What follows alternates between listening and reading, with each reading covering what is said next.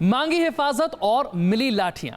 अब बीएचयू के बहाने सियासत गरमा गई है। देश भर की तमाम यूनिवर्सिटीज में छात्र प्रदर्शन कर रहे हैं, तो दूसरी ओर बीएचयू उत्तर प्रदेश में विपक्ष का पड़ाव बन गया है।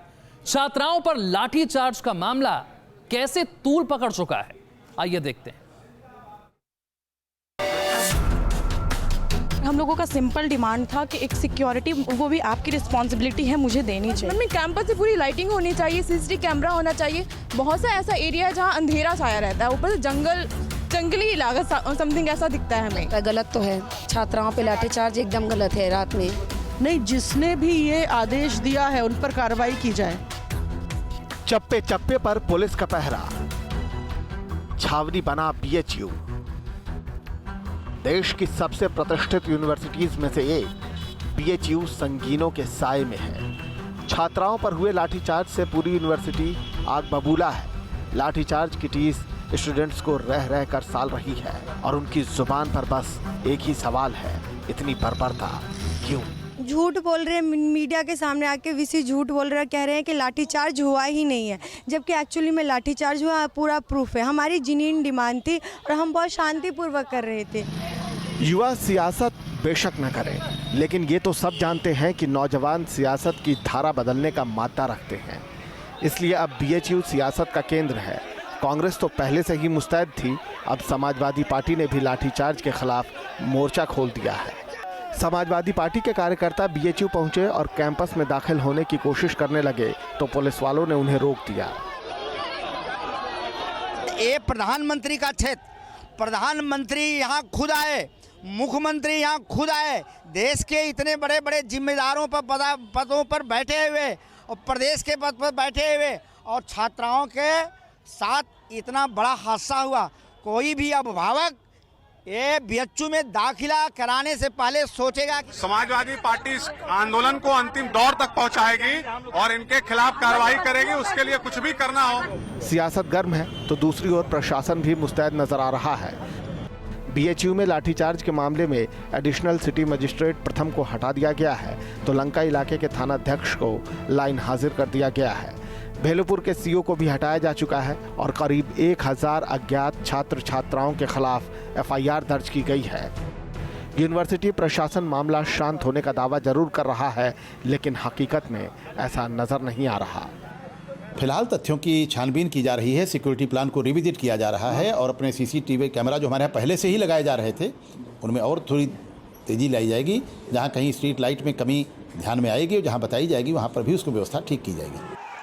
बवाल कितना बड़ा है इसका एहसास बीजेपी को भी है, इसलिए मोदी शाह ने मुख्यमंत्री योगी आदित्यनाथ से बात की। जांच का जिम्मा चीफ सेक्रेटरी को सौंपा गया है। देखिए, मैं इतना ही कहूंगा कि ये एक गंभीर विषय है और इसको गंभीरता से लेते हुए हम लोगों ने उसकी रिपोर्ट मांगी है और उच्च स्तरीय रिपोर्ट मांगी है। जब रिपोर्ट आ जाएगी तो उस पर हम लोग विस्तृत उस पर कार्रवाई भी करेंगे। और इतना कह सकता हूं कि कोई भी कानून अपने हाथ में नहीं ले सकता और कठोर से कठोर कार्रवाई भी करनी पड़ेगी तो हम लोग करेंगे। बवाल के बीच बीएचयू के छात्रों का भविष्य भी दांव पर है। सेमेस्टर परीक्षाएं टाल दी गई हैं, दूसरे राज्यों के छात्र घर को लौट रहे हैं। सरकार और यूनिवर्सिटी प्रशासन जांच का भरोसा देकर मामला शांत करने की कोशिश में है, लेकिन हंगामा थमता नहीं दिख रहा। वाराणसी से सुशांत मुखर्जी के साथ टीम न्यूज़ नेशन। कांग्रेस उपाध्यक्ष राहुल गांधी अपने गुजरात मिशन पर हैं। मोदी के घर में राहुल ने रण छेड़ दिया है। द्वारकाधीश के दर पर मत्था टेकने के बाद राहुल गांधी ने बीजेपी सरकार पर आरोपों की कैसे बौछार कर दी, आइए देखते हैं।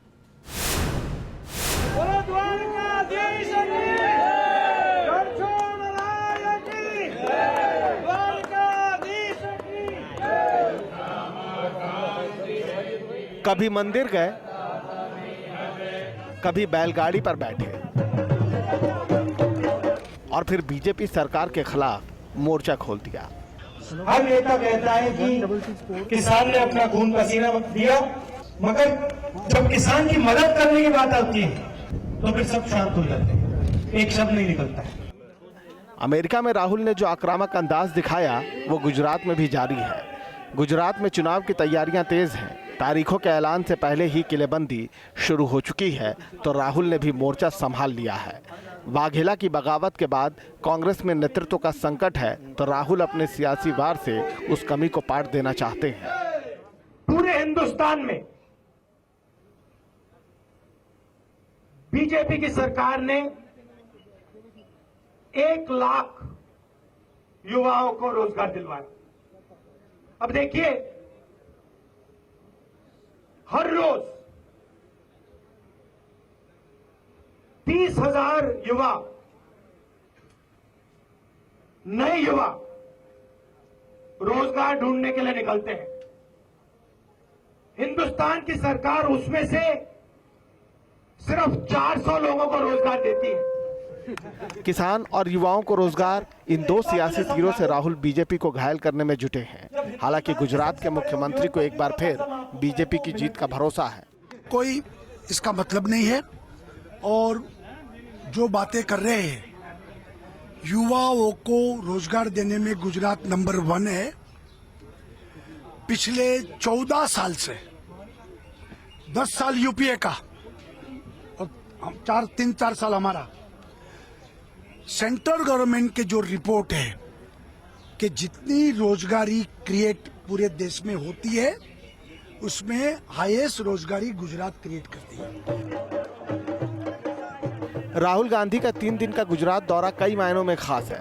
बताया जा रहा है कि द्वारका से दौरे की शुरुआत के भी सियासी मायने कम नहीं। शायद कांग्रेस अपनी छवि को अब एक खास बक्से से बाहर निकालने में जुट गई है। जानकारों की माने तो कांग्रेस को इस बार चुनाव में हार्दिक पटेल का भी साथ मिल सकता है और शायद इसीलिए राहुल ने अपने दौरे के लिए सौराष्ट्र को चुना है, जो पटेलों का गढ़ भी माना जाता है। अहमदाबाद से पूर्व पटेल के साथ टीम न्यूज़ नेशन। राजस्थान के बांसवाड़ा से एक दिल दहला देने वाली खबर सामने आई है। शादी से इनकार करने पर एक पिता पुत्र ने पहले युवती को दौड़ा दौड़ा कर पीटा और फिर केरोसिन डालकर उसे जिंदा जला दिया गया।